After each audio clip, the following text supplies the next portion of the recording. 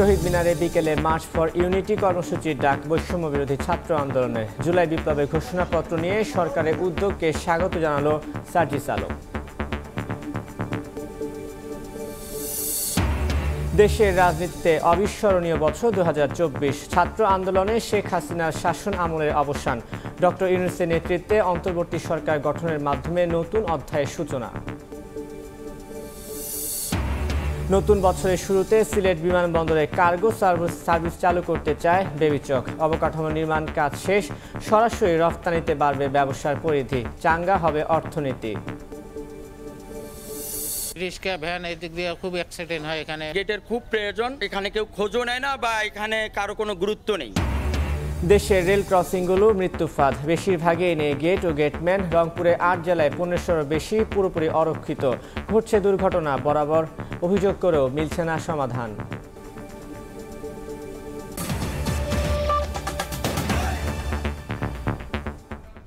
সকালের সময়ের সঙ্গে আছি আমি তানভীর হাসান। শহীদ মিনারে আজ মার্চ ফর ইউনিটি কর্মসূচি ঘোষণা করেছে বৈষম্য বিরোধী ছাত্র আন্দোলন। এ সময় তারা জুলাই বিপ্লবের ঘোষণাপত্র নিয়ে অন্তর্বর্তী সরকারের উদ্যোগকে স্বাগত জানান। সোমবার রাতে রাজধানীর বাংলা মোটরে জরুরি বৈঠক শেষে ব্রিফ করেন বৈষম্য বিরোধী ছাত্র আন্দোলনের নেতারা। সকলকে ঐক্যবদ্ধ একটি জায়গায় এনে অন্তর্বর্তীকালীন সরকার রাষ্ট্রের পক্ষ থেকে এই জিনিসটি অনুভব করেছে যে রাষ্ট্রের পক্ষ থেকে এই যে ঘোষণাপত্রটি আমাদের এই জুলাই অভ্যুত্থানের এই ঘোষণাপত্রটি আসা উচিত এবং এটি একটি লিখিত ডকুমেন্ট হিসেবে রাষ্ট্রের পক্ষ থেকে যাওয়া উচিত। তো আমাদের জায়গা থেকে আমাদের যে জিনিসটি মনে হয়েছে সেটি হচ্ছে যে বৈষম্য বিরোধী ছাত্র আন্দোলন এই প্ল্যাটফর্মের চেয়ে রাষ্ট্র যখন এই দায়িত্বটি নিয়ে নেয়, অন্তর্বর্তীকালীন সরকার যখন এই দায়িত্বটি নিয়ে নেয়, আমরা আমাদের জায়গা থেকে এই বিষয়টিকে সাধুবাদ জানাই এবং স্বাগত জানাই। সংবাদ সম্মেলনে মঙ্গলবার বিকেল 3টায় কেন্দ্রীয় শহীদ মিনারে মার্চ ফর ইউনিটি কর্মসূচি ঘোষণা করা হয়। নানা প্রতিকূলতা সত্ত্বেও আমরা বৈষম্য বিরোধী ছাত্র আন্দোলন বাংলাদেশের ছাত্র জনতার পক্ষে এই ঐতিহাসিক ঘোষণাপত্র প্রণয়ন ও ঘোষণার দায়িত্ব গ্রহণ করেছি। বিকাল 3 ঘটিকায় কেন্দ্রীয় শহীদ মিনারে মার্চ ফর ইউনিটি কর্মসূচি ঘোষণা করা হলো। সাধারণ মানুষকে এই কর্মসূচিতে স্বতঃস্ফূর্তভাবে অংশগ্রহণের আহ্বান জানান বৈষম্য বিরোধী ছাত্র আন্দোলনের নেতারা। কর্মসূচিতে স্বতঃস্ফূর্তভাবে অংশগ্রহণ করবেন। তুষার আহমেদ ইমন, সময় সংবাদ, ঢাকা। এদিকে জুলাই গণঅভ্যুত্থানের মধ্য দিয়ে গড়ে ওঠা জনগণের ঐক্য, ফ্যাসিবাদ বিরোধী চেতনা এবং রাষ্ট্র সংস্কারের আকাঙ্ক্ষাকে সংহত রাখতে দ্রুতই ঘোষণাপত্র তৈরি করবে অন্তর্বর্তী সরকার, যেখানে গণঅভ্যুত্থানে নেতৃত্ব দেয়া বৈষম্য বিরোধী ছাত্র আন্দোলন সহ অংশগ্রহণকারী সকল শিক্ষার্থী, রাজনৈতিক দল ও পক্ষের মতামতকে প্রাধান্য দেওয়া হবে। সোমবার রাতে প্রধান উপদেষ্টার বাসভবনের সামনে জরুরি সংবাদ সম্মেলনে এ কথা জানান প্রেস সচিব শফিকুল আলম। অন্তর্বর্তীকালীন সরকারের পক্ষ থেকে জাতীয় ঐক্যমতের ভিত্তিতে জুলাই গণ অভ্যুত্থানের একটি ঘোষণাপত্র তৈরির উদ্যোগ গ্রহণ করা হয়েছে। জুলাই গণ অভ্যুত্থানের মধ্য দিয়ে গড়ে ওঠা জনগণের ঐক্য, ফ্যাসিবাদ বিরোধী চেতনা ও রাষ্ট্র সংস্কারের আকাঙ্ক্ষাকে সুসংহত রাখার জন্য এই ঘোষণাপত্রটি গৃহীত হবে। গণ অভ্যুত্থানে নেতৃত্ব দেওয়া বৈষম্য বিরোধী ছাত্র আন্দোলন সহ অংশগ্রহণকারী সকল শিক্ষার্থী, রাজনৈতিক দল ও পক্ষের মতামতের ভিত্তিতে ঘোষণাপত্রটি প্রস্তুত করা হবে। এতে জুলাই গণ অভ্যুত্থানের পরিপ্রেক্ষিত, ঐক্যের ভিত্তি ও জনগণের অভিপ্রায় ব্যক্ত হবে।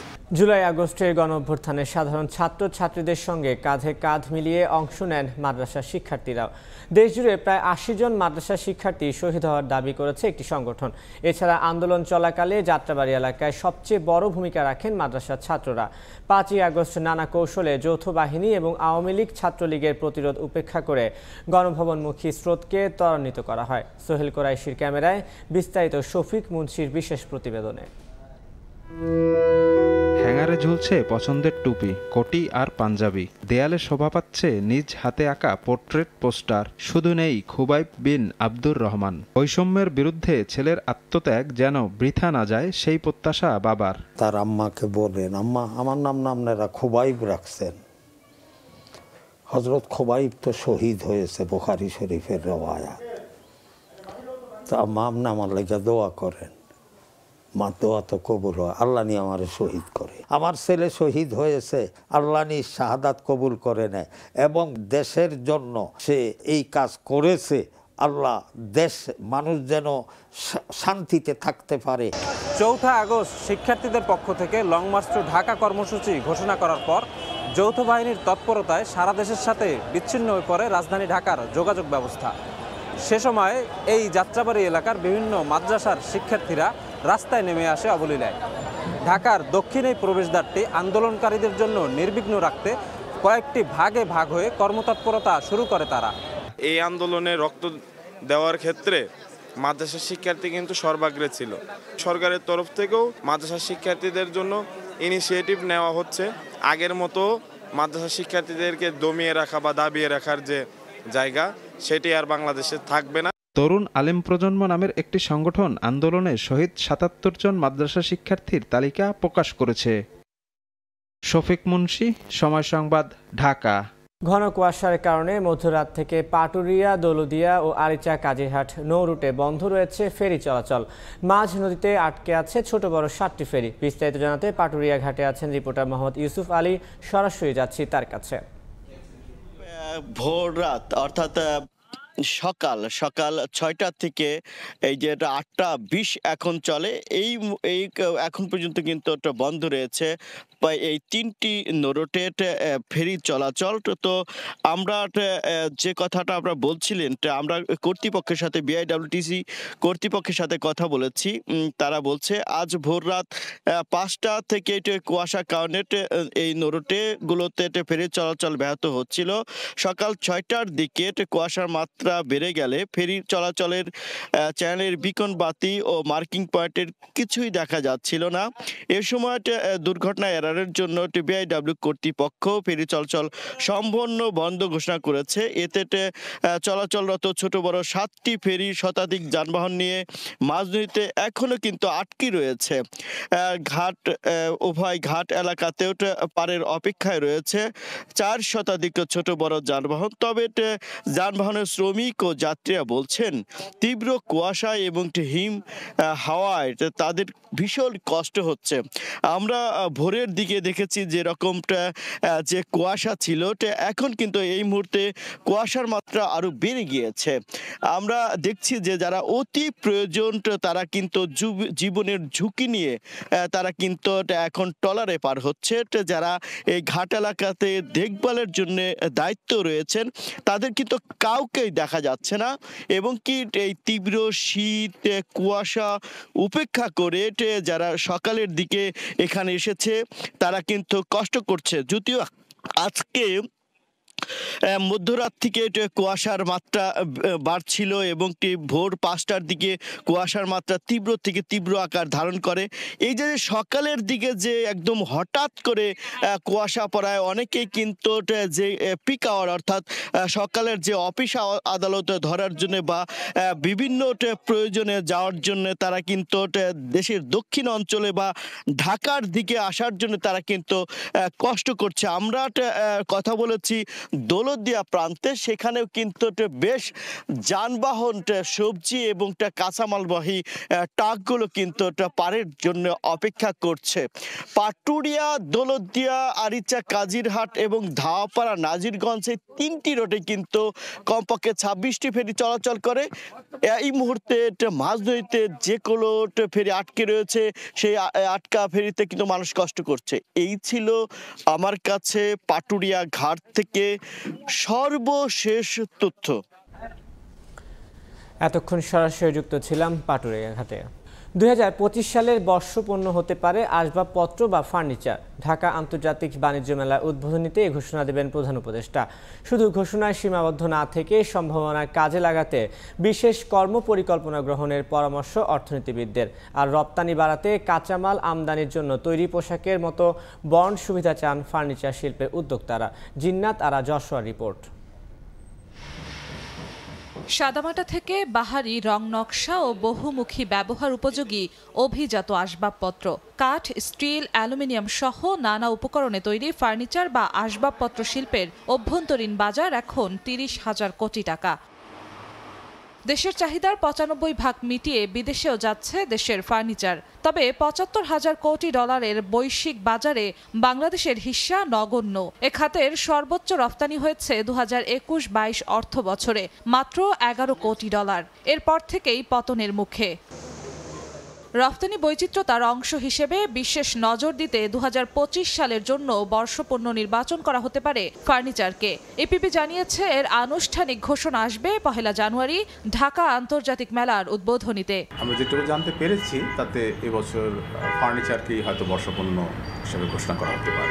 এর আগে ঘোষণা দেয়া কোনো বর্ষপণ্যই আসার পালে হাওয়া লাগাতে পারেনি, তাই উপযুক্ত কর্মকৌশল সাজানোর পরামর্শ দিচ্ছেন অর্থনীতিবিদরা। প্রথম দিন এটাকে নিয়ে নাচানাচি করবে, এক প্রধান উপদেষ্টা এটাকে নিয়ে একটা সুমধুর বক্তৃতা দিবে, কিন্তু তারপরে এটাকে যে দাঁড় করানোর জন্য যে পদক্ষেপগুলো দেওয়া দরকার, যাতে বন ধ্বংস না হয় অথচ কাঠ আসে, যাতে সেই কাঠের স্কিল বাড়ে এবং এটার কোয়ালিটি অফ ফার্নিচার এমন হয় যাতে ইন্টারন্যাশনাল মার্কেট হয়, এই জায়গাগুলোতে পদক্ষেপ না নিলে এটা সফল হবে না।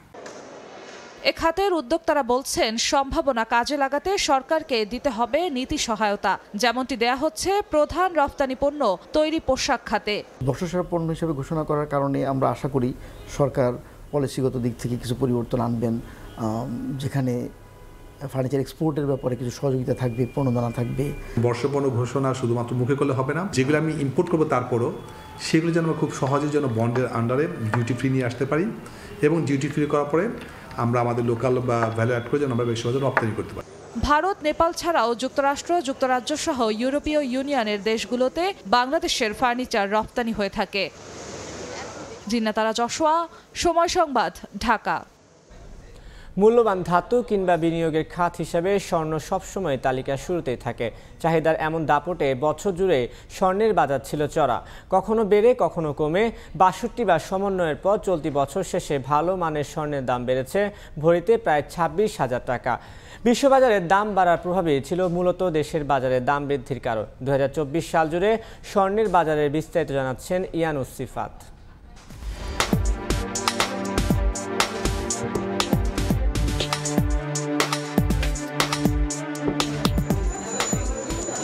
২০২৪ সাল পুরোটা জুড়েই টালমাটাল ছিল দেশের স্বর্ণের বাজার। কখনো টানা বেড়েছে, আবার কখনো টানা কমেছে মূল্যবান এই ধাতুর দাম। সপ্তাহ ব্যবধানে, এমনকি দিন ব্যবধানেও স্বর্ণের দাম সমন্বয় করেছে বাংলাদেশ জুয়েলার্স অ্যাসোসিয়েশন বাজার। সবচেয়ে ভালো মানের তথা ২২ ক্যারেটের প্রতি ভরি স্বর্ণের দাম ২০২৩ সালে ২৯ বার সমন্বয় করা হয়েছে। ২০২২ সালের তুলনায় ২০,২৯৬ টাকা বেড়ে ২০২৩ সালে ভরি প্রতি দাম হয়েছিল ১,১১,০৪১ টাকা। দামের এই সমন্বয় চলতি বছর জুড়ে অব্যাহত ছিল এবং তা হয়েছিল রেকর্ড ৬২ বার। এর মধ্য দিয়ে ২২ ক্যারেটের প্রতি ভরি স্বর্ণের দাম ২৫,৮৪৭ টাকা বেড়ে হয়েছে ১,৩৮,২৮৮ টাকা। আর চলতি বছরের ৩০ অক্টোবর দেশের ইতিহাসে স্বর্ণের দাম ভরিতে সর্বোচ্চ থেকে ১,৪৩,৫২৬ টাকা।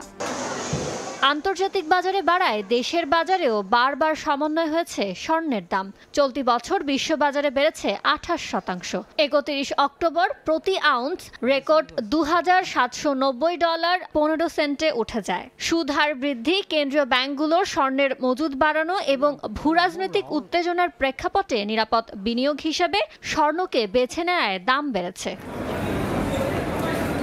বিশ্লেষকদের ধারণা, মধ্যপ্রাচ্য সহ চলমান রাশিয়া ইউক্রেন যুদ্ধ ও নবনির্বাচিত মার্কিন প্রেসিডেন্ট ডোনাল্ড ট্রাম্পের জানুয়ারিতে হোয়াইট হাউসে ফেরত আসাকে কেন্দ্র করে তৈরি হওয়া রাজনৈতিক অনিশ্চয়তার মুখে ২০২৫ সালেও ঊর্ধ্বমুখী থাকবে স্বর্ণের বাজার।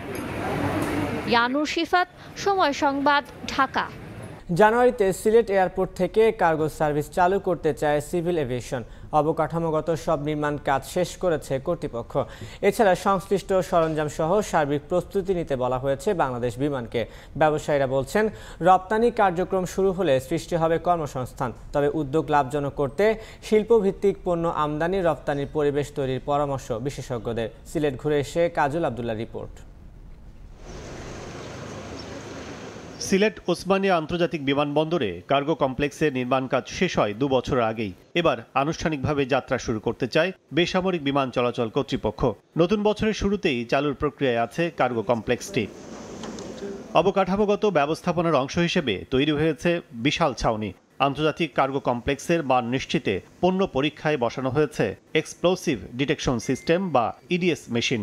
এছাড়া সহযোগী হিসেবে রয়েছে আরও 2টি মেশিন। খালি একটা হেভি হাই লোডার লাগবে, সেটা বিমানকে রিকোয়েস্ট করেছি একটা হাই লোডার দেওয়ার জন্য। 1 জানুয়ারি থেকে ওখানে আমরা কার্গো ইনিশিয়াল শুরু করতে চাই, অল্প ছোট স্কেলে শুরু করতে চাই, and then we would like to do in a bigger scale from there. রপ্তানিকারকরা বলছেন, এ অঞ্চল থেকে সরাসরি রপ্তানি শুরু হলে বাড়বে ব্যবসার পরিধি, প্রভাব পড়বে জীবন জীবিকায়। এক্সপোর্ট বাড়বে, বিভিন্ন আইটেম যাবে, গার্মেন্টস যাবে, মেডিসিন যাবে, শাকসবজি ফলমূল যাবে। তখন কোম্পানিগুলো ঢাকা থেকে আসবে, হবিগঞ্জ, সুনামগঞ্জ, সিলেট থেকে, তখন গিয়ে অটোমেটিকলি তো আপনার কর্মসংস্থান হবে, রেভিনিউ আসবে। মধ্যপ্রাচ্য ও ইউরোপের দেশগুলোতে সিলেট অঞ্চলের বিভিন্ন সবজি ও মাটির তৈজসপত্রের চাহিদা রয়েছে। তবে ব্যবসায়িকভাবে লাভবান হওয়া নিয়ে আছে বিশেষজ্ঞদের প্রশ্ন। এক্ষেত্রে পরিবহন ভাড়া কমাতে পারলে ভালো ফলাফল পাওয়ার আশা ব্যবসায়ীদের। রেডিমেড গার্মেন্টসই বলি বা অন্য যে কোনো এক্সপোর্টেবলসই বলি, সিলেট থেকে ওই ধরনের এস্টাবলিশমেন্ট খুব কমই আছে। মার্কেট সার্ভে করতে হবে। 2 মাস 6 মাস চলার পরে দেখলাম যে না, এটা কাজ হচ্ছে না, আবার আমরা করলাম, ডিসিশন রিভার্ট করলাম, সেটা আমার মনে হয় খুব ওয়াইজ সিদ্ধান্ত না। ঢাকার থেকে আমি যদি গার্মেন্টসগুলো আনিয়া দেই, ট্রাক ভাড়া যেটা, ওইটা যদি আমাদেরকে কমান, তাহলে আশা করি আমরা সিলেট থেকে দুবাই বলেন, মিডল ইস্ট বলেন বা ইংল্যান্ডে বলেন, আমরা সব রপ্তানি করতে পারবো। যে কোনো পরিবহন ব্যবস্থাপনায় দ্বিমুখী যাত্রী বা মালামালের চাপ না থাকলে যে কোনো অত্যাধুনিক ব্যবস্থাপনাও ভেস্তে যেতে পারে অলাভজনক পরিচালন ব্যয়ের ভারে। শাহজালাল বিমানবন্দরের পর দ্বিতীয় বৃহত্তম সুবিধা সম্বলিত রপ্তানি কার্গো কমপ্লেক্স নিয়ে প্রস্তুত সিলেট এয়ারপোর্ট। ইতিমধ্যে নির্মাণ কাজ শেষ রপ্তানি কার্গো কমপ্লেক্সের। আগামী জানুয়ারিতে যাত্রা শুরু করলে যে কোনো পণ্য রপ্তানি করতে পারবেন ব্যবসায়ীরা। তবে কাঁচা শাকসবজি লন্ডন এবং ইউরোপের বাজারে রপ্তানি করতে হলে প্রয়োজন হবে ঢাকার শ্যামপুরের প্যাকিং হাউসের আদলে একটি স্বীকৃত প্যাকিং হাউস। ওসমানী আন্তর্জাতিক বিমানবন্দর থেকে কাজল আবদুল্লাহ, সময় সংবাদ, সিলেট। রংপুর বিভাগের 8 জেলার 1939টি রেল ক্রসিংয়ের মধ্যে গেট ও গেটম্যান রয়েছে মাত্র 413টিতে। বাকি 1500 বেশি ক্রসিং পুরোপুরি অরক্ষিত। এতে রেল ক্রসিংগুলো পরিণত হয়েছে মৃত্যু ফাঁদে। স্থানীয়দের অভিযোগ, বারবার অভিযোগ করার পরও মিলছে না কোনো সমাধান। তবে শিগগিরই ব্যবস্থা নেওয়ার গতানুগতিক আশ্বাস রেল কর্তৃপক্ষের। শাকিল মাহমুদের ছবিতে নাজমুল ইসলাম নিশাতের রিপোর্ট। লালমনিরহাট রেলওয়ে ডিভিশনের এরকম অসংখ্য রেল ক্রসিং রয়েছে যেখানে কোনো গেট নেই, এমনকি কোনো গেটম্যানও নেই। ফলে প্রতিনিয়ত এসব রেল ক্রসিংয়ে দুর্ঘটনা ঘটলেও কর্তৃপক্ষ দীর্ঘ সময়ও কোনো ব্যবস্থা গ্রহণ করেনি। লালমনিরহাট রেলওয়ে ডিভিশনে 540 কিলোমিটার রেলপথে রেল ক্রসিংয়ের সংখ্যা 1939টি। এর মধ্যে মাত্র 413টিতে রয়েছে গেট ও গেটম্যান। 1166টি ক্রসিংয়ে গেট থাকলেও নেই গেটম্যান, আর 360টি উন্মুক্ত। হাজার হাজার লক্ষ লক্ষ কোটি টাকা লোপাট হতে দেখেছি রেল খাতে। রেল ক্রসিং এ কয় টাকা খরচ হবে আমরা জানি যে কয়েক লক্ষ টাকা মতো খরচের ব্যাপার আছে। তার জন্য এখানে রেল ক্রসিং গুলো রেল গেট বসায়, লোকবল নিয়োগ দেয়। কোনো কোনো রেল ক্রসিং এ শুধু সাইনবোর্ড ঝুলিয়ে দায় সেরেছে রেলওয়ে কর্তৃপক্ষ। অরক্ষিত এসব রেল ক্রসিং এ প্রায় দুর্ঘটনা ঘটছে। স্থানীয়দের অভিযোগ, রেলওয়ে কর্তৃপক্ষকে বারবার জানালেও কোনো সমাধান মেলেনি। রিক্সা ভ্যান এই দিক দিয়ে খুব অ্যাক্সিডেন্ট হয় এখানে শীতকালে। দেখাও যায় না গাছপালার জন্য ট্রেন কত দূরে আছে, দেখে যে সিগন্যাল নিয়ে যাবে এরকমও পাওয়া যায় না। অনেক সময় শীতকালে কুয়াশা থাকে। প্রতিটা মুহূর্ত গার্জিয়ানদের একটা ভয় থাকে এই জায়গাটাকে নিয়ে। এই জায়গাটা একটা গেটের খুব প্রয়োজন। এখানে কেউ খোঁজও নেয় না বা এখানে কারো কোনো গুরুত্ব নেই। তবে শিগগিরই ব্যবস্থা নেওয়ার আশ্বাস রেল কর্তৃপক্ষের। পর্যাপ্ত পরিমাণ গেটম্যান নাই, না থাকার কারণে প্রায় দেখা যায় অ্যাক্সিডেন্ট হচ্ছে। আপাতত নিয়োগ প্রক্রিয়া চলতেছে, কিছুদিনের মধ্যে একটা গেট পুরোপুরি সব গেটম্যান পাওয়া যাবে। রেলওয়ে সৈয়দপুর জেলায় গত 3 বছরে ট্রেনে কাটা পড়ে প্রাণ গেছে 251 জনের, যার মধ্যে বেশিরভাগ দুর্ঘটনা ঘটে অরক্ষিত ক্রসিংয়ে। নাজমুল ইসলাম নিশাত, সময় সংবাদ, রংপুর। মাঝপথে আটকে গেছে নীলফামারীর ডোমার উপজেলার 3টি সড়কের সংস্কার কাজ। 2020-21 অর্থ বছরে কাজ শুরু হলেও শেষ হয়েছে মাত্র 29%। পরে ঠিকাদার অপারগতা প্রকাশ করলে জরিমানা করা হয় তাকে। এদিকে সড়ক 3টির বেহাল দশার কারণে যাতায়াতের চরম ভোগান্তিতে রয়েছে এলাকাবাসী। মোহাম্মদ সোহেলের ছবিতে শাকির হোসেন বাদলের রিপোর্ট। কোথাও উঠে গেছে কার্পেটিং, কোথাও খানাখন্দ, ভাঙা সড়কে ঝুঁকি নিয়ে হেলে দুলে চলছে যানবাহন। 2020-21 অর্থ বছরে নীলফামারীর ডোমার উপজেলা সদর বাজার থেকে বসুনিয়া বাজার, ডোমার গ্রোথ সেন্টার থেকে আলশিয়ার বাজার এবং বোড়াগাড়ি বাজার থেকে পাঙ্গা চৌপতি পর্যন্ত 3টি সড়কের সংস্কার কাজ শুরু হয়। মোট 25 কিলোমিটার দীর্ঘ সড়কগুলো বর্তমানে প্রায় 15 কিলোমিটার অংশ চলাচল অনুপযোগী। ভাঙ্গা সড়কে যাতায়াত করতে চরম ভোগান্তি পোহাতে হচ্ছে এলাকাবাসীকে। এমপির মোড় থেকে এই রাস্তাটাতে আমাদের এত দুর্ভোগ, আমরা ভ্যানে গেলেও কষ্ট, সাইকেলে গেলেও কষ্ট। এই যে ধুলা বালু ভাঙ্গা, কিভাবে রুগীর গাড়ি যায় এই রাস্তা দিয়ে? গাড়ি উল্টে পড়ে যায়, অনেক লোক ক্ষতিকার হয়ে যায়। প্রকল্পের কাজ ঠিকাদারি প্রতিষ্ঠান মাত্র 29 ভাগ শেষ করতে পেরেছে। এরপর তারা বাকি কাজ করতে অপারগতা প্রকাশ করে। উপজেলা প্রকৌশল বিভাগ বলছে এজন্য ঠিকাদারকে জরিমানা করা হয়েছে। নতুন বরাদ্দের প্রাক্কলনও পাঠানো হয়েছে ঊর্ধ্বতন কর্তৃপক্ষের কাছে। উনি সারেন্ডার করেছেন কাজটা, যে উনি আর করতে পারবেন না। সেক্ষেত্রে ওনার জরিমানা আরোপ করে আমরা কাজটা বাতিলের জন্য সুপারিশ করেছি এবং কাজটা নতুন করে টেন্ডার করার জন্য আমরা এস্টিমেট করে এক্সএন অফিসে পাঠিয়ে দিয়েছি এবং সেখান থেকে হেডকোয়ার্টার পর্যন্ত চলে গিয়েছে। উপজেলা প্রকৌশল বিভাগের তথ্য মতে সড়ক 3টি সংস্কারে ব্যয় ধরা হয়েছিল প্রায় 19 কোটি টাকা। শাকির হোসেন বাদল, সময় সংবাদ, নীলফামারী। কুড়িগ্রামের চরাঞ্চলে ব্যাপক পরিসরে সরিষা আবাদ হচ্ছে। বন্যার পর বুড়ো চাষের আগে কম খরচে তেলবীজ উৎপাদন করছেন তারা। তবে সরকারি প্রণোদনা সহ উন্নত বীজ ও প্রযুক্তির মাধ্যমে সরিষার আবাদ বৃদ্ধি করা গেলে আরও বেশি লাভবান হওয়া যাবে বলছেন কৃষক। জামিল মিয়ার ছবিতে বাদশা সৈকতের রিপোর্ট। বিস্তীর্ণ জমিতে হলুদের সমারোহ। হলুদ ফুলের উপর সূর্যের আলো পড়লে চোখ ধাঁধিয়ে যায়। কুড়িগ্রামের 4.5 শতাধিক চরের বেশিরভাগ জমিতে এখন আবাদ হচ্ছে সরিষা। বন্যার পর বোরো চাষের আগে কম খরচে এ তেলবীজ উৎপাদন করছেন তারা। তবে সরকারি প্রণোদনা সহ উন্নত বীজ ও প্রযুক্তির মাধ্যমে সরিষার আবাদ বৃদ্ধি করা গেলে আরও বেশি লাভ হতো জানান কৃষক। পানি যখন সরিয়ে যায় আশ্বিন কার্তিক মাসে, তখন আমন ধান আবাদ করার সময় থাকে না, তখন শুধু এই সরিষা শস্য উৎপাদন করা হয়। অধিকাংশ চরে সরিষার আবাদ হয়, আর এই আবাদটা খুব কম খরচে আমরা ফলাতে পারি। আবাদ করি হিসেবে সরকারি কোনো প্রণোদনা পাই না আমরা। এগুলা কৃষি মন্ত্রণালয় কিছু দিত যদি আমাদের, তারা মোটামুটি ভাবে ভালো ফলন করা যেত। কৃষি বিভাগ বলছে এবছর দেরিতে বৃষ্টি ও বন্যা হওয়ায় চরাঞ্চলগুলোতে সরিষার আবাদ বিলম্বিত হয়। এতে লক্ষ্যমাত্রার চেয়ে আবাদ কিছুটা কম হলেও আলু সহ অন্যান্য ফসলের চাষ বৃদ্ধি পাবে। একটি ফসল কমে গেলেও আরেকটি ফসলে আমাদের বৃদ্ধি হয়েছে। আমাদের উৎপাদনের দিক থেকে এটি কোনোভাবেই খারাপ না। আমাদের বরঞ্চ আমাদের এখানকার কৃষক আলু চাষ করে তারা অতিরিক্ত অর্থ উপার্জন করবে। কৃষি বিভাগের তথ্য মতে চলতি মৌসুমে কুড়িগ্রামে 28,000 হেক্টর জমিতে সরিষা চাষের লক্ষ্যমাত্রা নির্ধারণ করা হলেও আবাদ হয়েছে 25,635 হেক্টর জমিতে। বাদশা সৈকত, সময় সংবাদ, কুড়িগ্রাম। রংপুরে আখ থেকে গুড় তৈরিতে ব্যস্ততা বেড়েছে চাষিদের। আখ কাটা ও মাড়াইয়ের পর কয়েক ধাপে মাঠেই তৈরি হচ্ছে সুস্বাদু গুড়, যা সরবরাহ হচ্ছে দেশের বিভিন্ন এলাকায়। কৃষি বিভাগ বলছে আখের গুড়ের চাহিদা থাকায় অর্থনৈতিকভাবে লাভবান হচ্ছেন কৃষকরা। শাকিল মাহমুদের ছবিতে আব্দুর রশিদ জীবনের রিপোর্ট। কেউ আখ কাটছেন, কেউ বা বাচ্ছেন আটি, কেউ আবার মেশিনে মাড়াই করে সংগ্রহ করছেন রস। এরপর সে রস ঢালা হচ্ছে বড় কড়াই কিংবা তাওয়াতে। রংপুরের বদরগঞ্জ ও মিঠাপুকুরের বেশিরভাগ এলাকাতেই এখন চোখে পড়বে আখের রস থেকে গুড় তৈরিতে চাষিদের এমন ব্যস্ততা।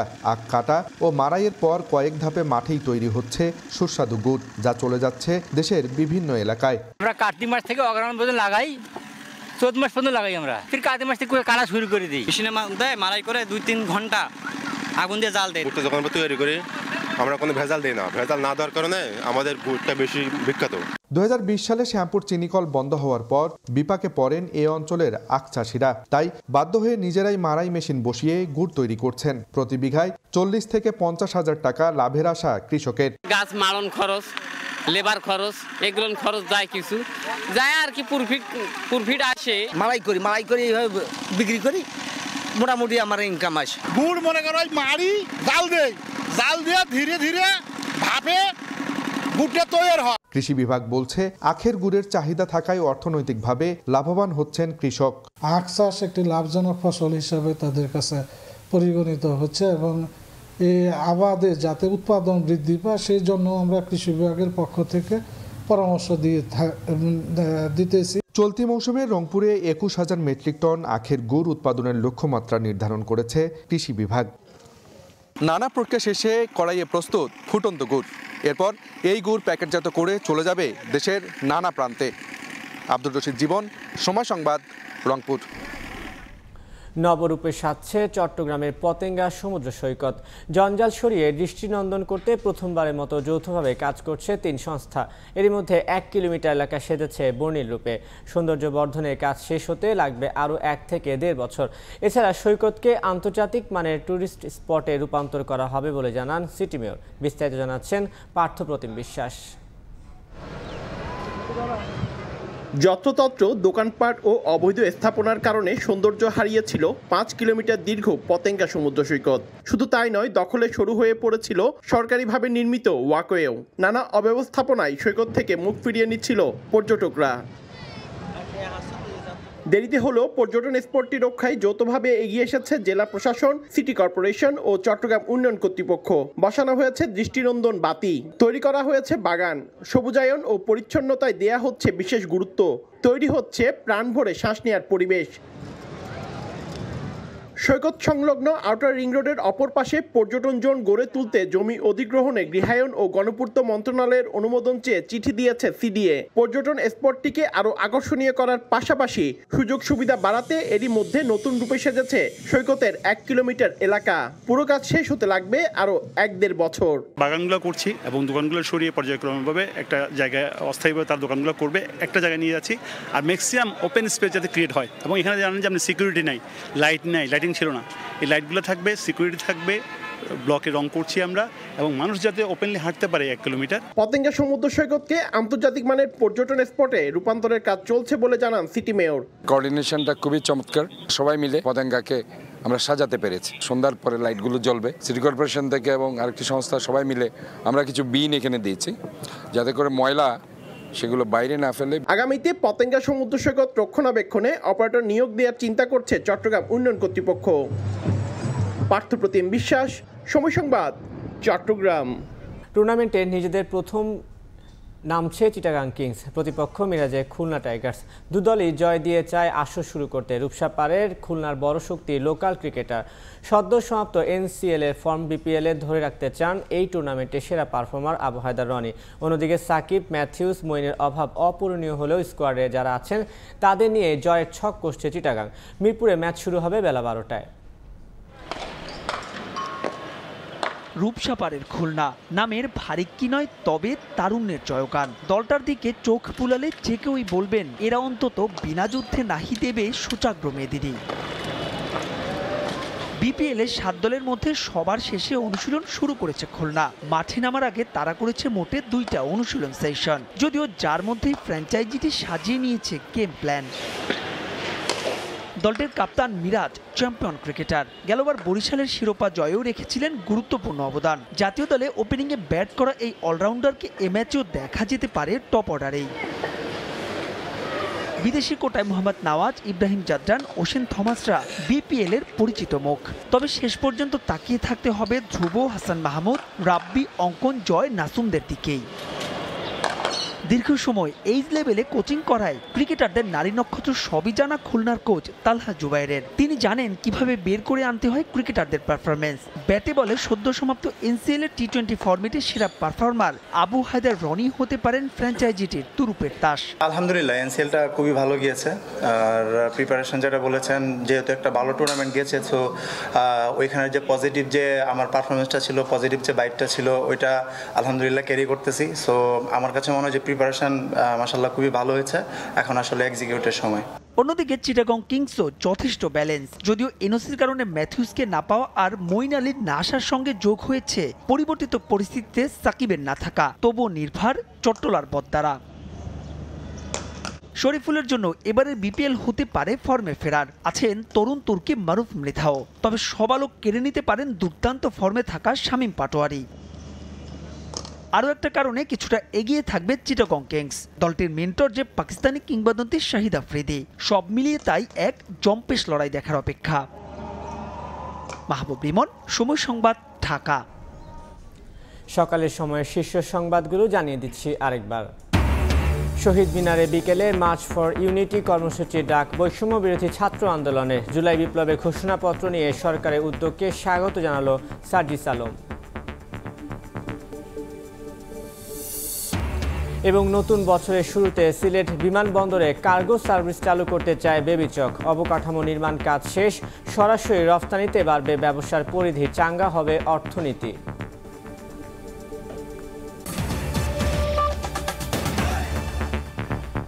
এই ছিল সকালের সময়, সঙ্গে থাকুন সময়ের।